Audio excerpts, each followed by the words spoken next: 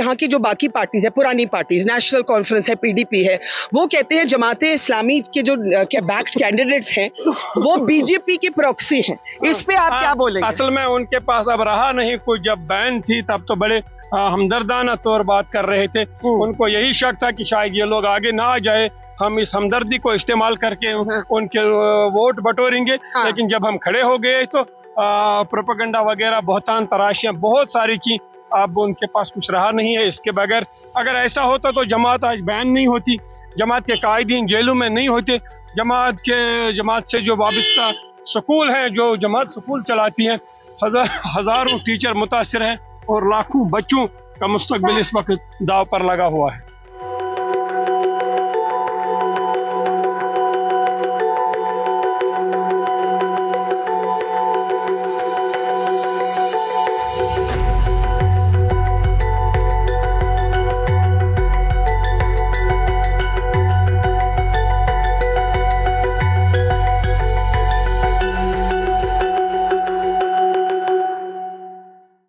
At this moment we are in Kulgam in South Kashmir। यहाँ पे एक बहुत सिग्निफिकेंट चीज इस चुनाव में हुई है।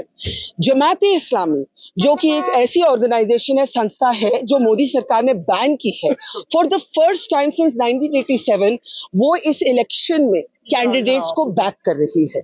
ये एक बहुत बहुत सिग्निफिकेंट डेवलपमेंट है। और अभी हम एक वोटिंग बूथ के पास हैं। अगर आप वहां देखें तो एक गर्ल्स स्कूल है, वहां पे लोग वोट करने आए हैं। और यहाँ पर मेरे साथ इस समय सायर अहमद रेशी हैं। ये जमाती इस्लामी बैक्ड कैंडिडेट हैं। ये एक पॉलिटिकल साइंस के प्रोफेसर रह चुके हैं। और जैसे कि मैंने कहा, यहाँ नदी के किनारे एक छोटे से गांव में हम एक पोलिंग बूथ के पास हैं और मैं रेशी साहब से बात करना चाहती हूँ। सर, ये कश्मीर को मैं बहुत मुद्दत से देख रही हूँ। पहली बारी 1987 के बाद जमात इस्लामी फिर पॉलिटिक्स में इन्वॉल्व हो रहा है। आपने क्यों इस बारी फैसला किया चुनाव में हिस्सा लेने का? आपका बहुत बहुत शुक्रिया।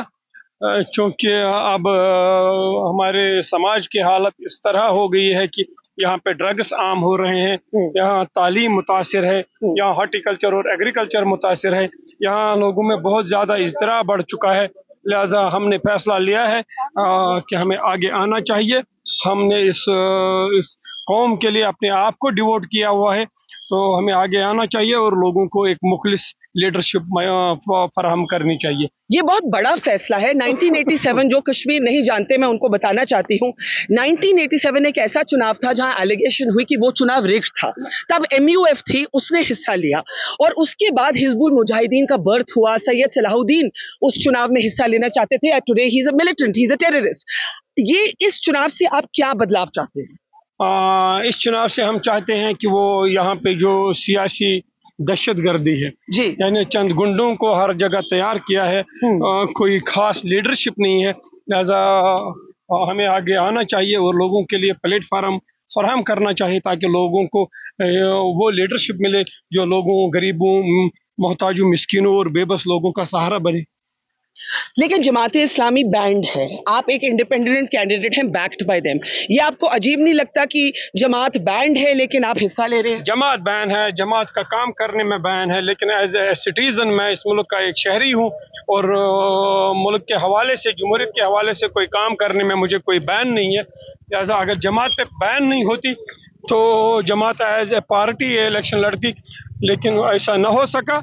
लिहाजा हमने फैसला लिया है एज इंडिपेंडेंट ही हम इस इलेक्शन में आ जाएं। So you are urging the Modi government to lift the ban on the जमात? बिल्कुल हम कानूनी तौर जाएंगे और हम पूरा उम्मीद थे कि बैन लिफ्ट हो जाएगी, लेकिन बदकिस्मती से ना हो सकी। इंशाअल्लाह ताला हम गुजारिश करते हैं गवर्नमेंट से कि हम वो लोग हैं जो इस कौम के मुखलिस लोग हैं, कौम के लिए हर कोई काम करते हैं। हमने यहाँ तालीम दी है लोगों को। आप तो खुद ही टीचर रह चुके हैं। बिल्कुल, मैंने हजारों बच्चों को पढ़ाया है, कॉलेज में पढ़ाया है और वही बाहर में आज अपने आंखों के सामने देख रहा हूँ। अच्छा, ये बताइए, यहाँ की जो बाकी पार्टीज है, पुरानी पार्टीज, नेशनल कॉन्फ्रेंस है, पीडीपी है, वो कहते हैं जमात इस्लामी के जो बैक्ड कैंडिडेट्स हैं वो बीजेपी की प्रॉक्सी हैं। इस पे आप क्या बोलेंगे? असल में उनके पास अब रहा नहीं कुछ, जब बैन थी तब तो बड़े हमदर्दाना तौर बात कर रहे थे। उनको यही शक था कि शायद ये लोग आगे ना आ जाए, हम इस हमदर्दी को इस्तेमाल करके उनके वोट बटोरेंगे। लेकिन जब हम खड़े हो गए तो प्रोपेगेंडा वगैरह, बहुतान तराशियां बहुत सारी की, अब उनके पास कुछ रहा नहीं है। इसके बगैर अगर ऐसा होता तो जमात आज बैन नहीं होती, जमात के कायदीन जेलों में नहीं होते, जमात से जो वाबस्ता स्कूल हैं, जो जमात स्कूल चलाती हैं, हजारों टीचर मुतासिर हैं और लाखों बच्चों का मुस्तकबिल इस वक्त दाव पर लगा हुआ है। अच्छा, बहुत से चुनाव में बॉयकॉट कॉल होता था, जमात भी देती थी, इस बारी हम पार्टिसिपेशन की पॉलिटिक्स देख रहे हैं, ये चेंज आप कैसे एक्सप्लेन करें? नहीं, जमात ने कभी बॉयकॉट नहीं दिया है।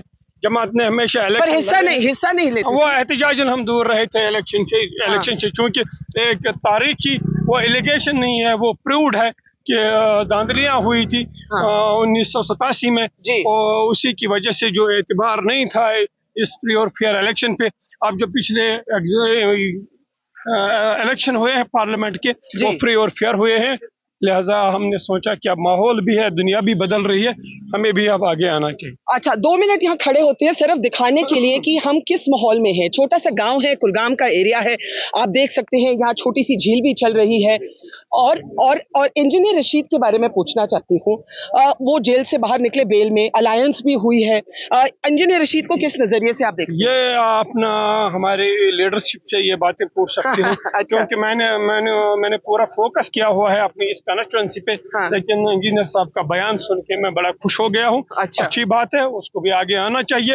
ये जमहूरियत है, हर किसी को मौका मिलना चाहिए और इस जमहूरियत को अजीम से अजीमतर बनाना चाहिए। एक आखिरी सवाल, पहला चुनाव है 10 साल में, पहला चुनाव है 370 के एब्रोगेशन के बाद।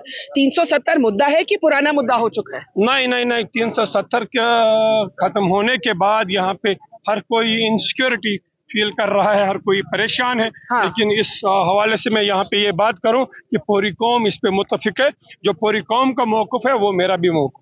आपने अपना पार्टी सिंबल बनाया लैपटॉप, इसके बारे में बताइए। हाँ, ये तो अल्लाह का फजल है कि मुझे लैपटॉप मिला है। और यहाँ पूरे कश्मीर में ये सिर्फ कॉन्स्टिट्यूएंसी कुलगाम ही नहीं, एक ही चीज मशहूर है, टॉप लैपटॉप। टॉप लैपटॉप, बिल्कुल यही एक नारा है जो बच्चे भी देते हैं, बुजुर्ग भी देते हैं, खवातीन भी देती हैं। हर किसी के ज़बान पर एक ही चीज है, वो है टॉप लैपटॉप, सबसे टॉप लैपटॉप। यंग लोग क्या चाहते हैं? यंग लोग तो रोजगार चाहते हैं, यंग लोग तो सिक्योरिटी ऑफ लाइवलीहुड चाहते हैं, यंग लोग तो सिक्योरिटी ऑफ जॉब चाहते हैं, यंग लोग तो सिक्योरिटी ऑफ फूड चाहते हैं, यंग लोग तो इस तरह से बाहर आना चाहते हैं। अच्छा, लास्ट क्वेश्चन है कि जमात ने लास्ट काउंट पे 10 कैंडिडेट बैक किए थे, कितनी सीट जीतने की उम्मीद है? इंशाअल्लाह ताला मुझे लगता है कि 10 की 10 हम जीत जाएंगे। चलिए, शुक्रिया and thank you and good luck to you. आप यहाँ देख रहे हैं पीछे सैयद अहमद रेशी हैं, ये जमात इस्लामी के बैक्ड कैंडिडेट हैं, इनके साथ काफ़ी सिक्योरिटी भी है। जमात में एक डिवीजन भी रही है, एक डिबेट भी चल रही है कि क्या इलेक्शंस में इस तरह से हिस्सा लेना चाहिए या नहीं लेना चाहिए। But at the moment 10 seats में जमात इस्लामी बैक्ड कैंडिडेट्स हैं। Jamaat Islami remains a banned organization and therefore these candidates are fighting on their individual symbols. For example, Mr. Reshi just told you that his symbol is the laptop और उनका slogan है top laptop. और यहाँ अगर हम पीछे आए तो आप देख सकते हैं उनका छोटा सा गाड़ी का जो एक कैवलकेड है वो अब निकल रहा है। हम इस समय बिल्कुल ही इंटीरियर लैपटॉप। एक मिनट इधर आइए। क्या रेशी साहब जीतेंगे? जीतेंगे। अच्छा, ये जो जमात ने हम जीत जाएंगे इधर आप बताओ दोबारा। 10,000 वोटों से हमारी विक्ट्री होगी। ये लैपटॉप का जो सिंबल है उसका क्या मतलब, उसका क्या मीनिंग है? लैपटॉप आपके हाथ में होना चाहिए, ओनली फॉर लैपटॉप। तो ये उनके समर्थक हैं, सपोर्टर्स हैं, वो कहते हैं कि लैपटॉप का जो एक सिंबलिज्म है, it is about opportunity, education, jobs. So something very interesting is happening in Kashmir at this moment. Reporting from the interiors of South Kashmir in Kulgam, where one of the 10 Jamaat-e-Islami backed candidates is in the fray. A kind of very interesting mainstreaming of separatism. How will it play out on the ground on results day? We'll have to see. Here from the Kashmir Valley with Anupin Ria, Barkhadat for Mojo Story.